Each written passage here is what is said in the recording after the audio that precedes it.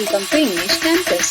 आज हम सीखेंगे इलनेस एंड इंजरी से जुड़े कुछ शब्दों के बारे में, जैसे कि बीमारी और घाव से जुड़े कुछ शब्दों के बारे में। सबसे पहला है सर्दी, जिसे इंग्लिश में कहते हैं कोल्ड यानी कि सर्दी। नेक्स्ट है खांसी, खांसी होने को कहते हैं कफ यानी कि खांसी। नेक्स्ट इज जुकाम या बहती नाक, जब भी हमें जुकाम होता है या फिर हमारी नाक बहती है तो उसे कहते हैं रनी नोज, रनी नोज। संक्रामक सांस की बीमारी, जिसे कहेंगे फ्लू यानी कि संक्रामक सांस की बीमारी। अगला है बुखार, बुखार को कहा जाता है फीवर, फीवर यानी कि बुखार। अम्ल रोग यानी कि एसिडिटी, अम्ल रोग को कहा जाता है एसिडिटी। खरोच आना मीन्स ब्रूज, खरोच आने को कहा जाता है ब्रूज। तो चोट को कहेंगे इंजरी, चोट यानी कि इंजरी। कभी कभी इन चोट में हो जाता है मवाद, तो मवाद को कहा जाता है पस, पस यानी कि मवाद।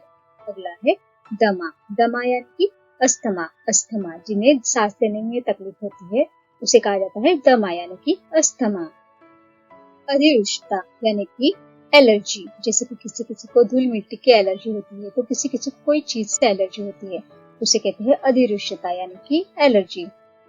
नेक्स्ट है जी मचलाना यानी कि नौजिया, नौजिया यानी कि जी मचलाना। अपचन, जिसे कहा जाता है इनडाइजेशन, अपचन मीन्स इनडाइजेशन। तो पेट दर्द को हम कहेंगे स्टमक एक, पेट दर्द यानी कि स्टमक एक। नेक्स्ट इज दस्त, दस्त को कहा जाता है डायरिया, डायरिया यानी कि दस्त। सिर दर्द, सिर दर्द को कहेंगे हेडेक, सिर दर्द यानी कि हेडेक। उसी तरह कमर दर्द को कहा जाता है बैक एक, बैक एक यानी कि कमर दर्द। जब भी हमारा दांत दर्द करता है तो उसे कहा जाता है टूथ एक, टूथ एक यानी कि दांत दर्द। सांस नली की सूजन, जिसे कहा जाता है ब्रोंकाइटिस, सांस नली की सूजन को कहा जाता है ब्रोंकाइटिस।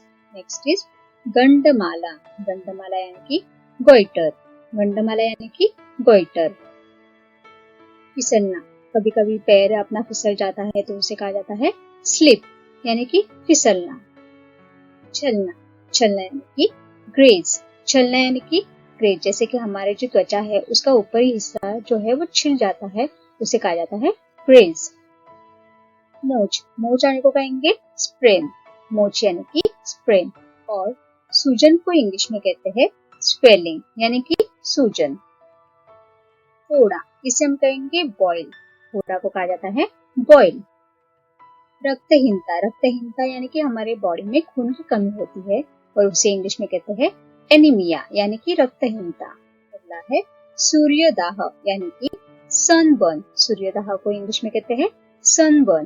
तो लू लगने को कहेंगे सनस्ट्रोक, लू लगना यानी कि सनस्ट्रोक। गर्दन में अकड़न आना, जिसे कहा जाता है स्टिफ नेक यानी कि गर्दन में अकड़न आना। चक्कर आना, इसे कहते हैं डिजीनेस, चक्कर आना यानी कि डिजीनेस, जैसे कि हमें गिरने जैसा फील होता है, महसूस होता है कि अभी हम गिर ही जाएंगे, उसे कहा जाता है डिजीनेस। तो चक्कर को कहा जाता है गिडिनेस, यानी कि हमें ऐसा फील होता है कि हमारा जो आजू बाजू का जो भी सर्कल है वो घूम रहा है, उसे कहते हैं गिडिनेस। विकम्पन, विकम्पन यानी कि कंकशन, विकम्पन यानी कि कंकशन। मिर्गी को कहते हैं एपिलेप्सी, मिर्गी यानी कि एपिलेप्सी। अगला है डंक, कोई हमें डंक मारता है उसे कहा जाता है स्टिंग, डंक यानी कि स्टिंग। मधुमेह, जिसे कहा जाता है डायबिटीज यानी कि मधुमेह। तो उच्च रक्तचाप को कहेंगे high blood pressure, high blood pressure. अगला है गर्भपात यानी कि अबॉर्शन, गर्भपात को कहा जाता है अबॉर्शन। मुहासे को कहेंगे एक्ने और पिंपल, एक्ने और पिंपल। पीलिया, जब भी हमारी पूरी जो बॉडी रहती है, पूरा जो शरीर है वो पीला पड़ जाता है तो उसे हम हिंदी में कहते हैं पीलिया, और इसी को इंग्लिश में कहा जाता है जॉइंडिस, जॉइंडिस यानी कि पीलिया होना। देवी कोप मीन्स प्लेग, देवी कोप को कहा जाता है प्लेग। अगला बवासीर यानी कि पाइल्स यानी कि हमारी सूजी हुई रक्तवाहिका, तो बवासीर को इंग्लिश में कहेंगे पाइल्स। नासूर, जिसे कहा जाता है फिस्टुला, फिस्टुला यानी कि हमारे वॉशरूम के हिस्से पे पस हो जाता है, उसे कहा जाता है फिस्टुला। लकवा, हमारे शरीर को लकवा होता है तो उसे कहा जाता है पैरालिसिस, पैरालिसिस यानी कि लकवा। दंश, दंश यानी कि बाइट, दंश यानी कि बाइट, जैसे कि कोई चीज हमें काट लेती है उसे कहा जाता है दंश यानी कि बाइट। लंगड़ा बुखार यानी कि डेंगू, जो मच्छर काटने से होता है तो उसे कहेंगे डेंगू। संधिवात या गठिया, इसे कहा जाता है रूमेटिज्म, रूमेटिज्म यानी कि संधिवात या गठिया। दर्द, दर्द को कहेंगे पेन, दर्द यानी कि पेन। अगला है छोटी माता, जिसे इंग्लिश में कहते हैं चिकन पॉक्स। चिकन पॉक्स ये एक संसर्गजन्य रोग है जिसमें पूरे शरीर पर दाने निकल आते हैं। उसी की तरह बड़ी माता को कहा जाता है स्मॉल पॉक्स, यानी कि इसमें पहले हमें बुखार आता है और उसके बाद में पूरे शरीर पर छाले निकल पड़ते हैं, उसे कहा जाता है स्मॉल पॉक्स यानी कि बड़ी माता।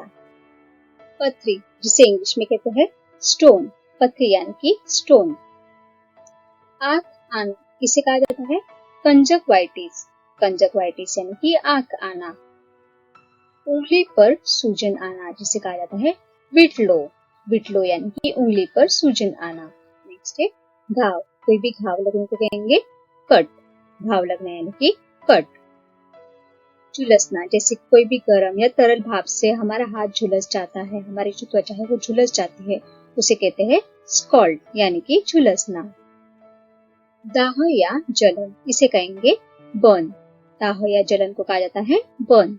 नेक्स्ट है टूटी हुई बाह यानी कि ब्रोकन आर्म, ब्रोकन आर्म। तो अस्थि भंग को कहेंगे फ्रैक्चर यानी कि अस्थि भंग यानी कि हमारी हड्डी टूटना। ऐंठन यानी कि क्रैम्प, ऐंठन आने को कहा जाता है क्रैम्प। चोट या मार लगना, इसे कहते हैं हिट, हिट यानी कि कोई भी चीज से हम पटक जाते हैं तो हमें चोट लगती है, उसका मार लगता है, उसे कहते हैं हिट। सूजन या गांठ को कहेंगे बम, सूजन या गांठ को कहेंगे बम। चोट लगने से जो जगह पर हमें सूजन आती है वो जगह फूल जाती है, बड़ी होती है, गांठ जैसी हो जाती है, उसे कहते हैं बम। हैजा, हैजा यानी कि कॉलरा, हैजा को कहते हैं कॉलरा। अगला है सुतला, सुतला यानी कि नाकों के किनारे या जड़ पर लटकती हुई त्वचा का टुकड़ा निकलना, उसे कहते हैं सुतला और उसे कहेंगे हंगनेल, हंगनेल यानी कि सुतला। छाला, छाले को कहा जाता है ब्लिस्टर, छाला यानी कि ब्लिस्टर। सुन्न होना, अपनी जो उंगलियां है या फिर हमारे शरीर का कोई भी एक हिस्सा है जब भी सुन्न होता है तो उसे कहते हैं नमनेस यानी कि सुन्न होना। खरोचना यानी कि स्क्रैच, खरोचना यानी कि स्क्रैच।